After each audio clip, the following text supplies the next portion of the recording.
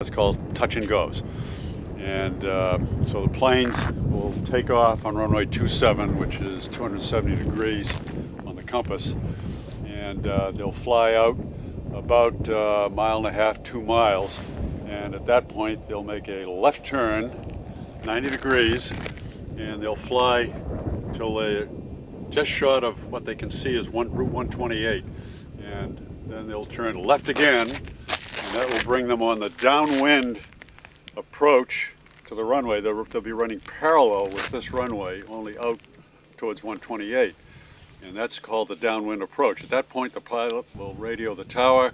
This is 95 Juliet on the downwind approach for runway 27, and the tower will say, normally they'll say you're cleared for the approach, touch and go approach at runway 27 for the option, and the pilot will acknowledge that. Roger, 95 Juliet.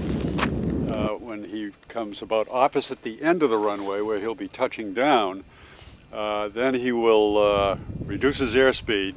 His altitude at that point is about 1,000 feet. So reduce his airspeed and pull one flap. That's 15 degrees flap on the wings. And throttle back to about probably 1,600 RPM.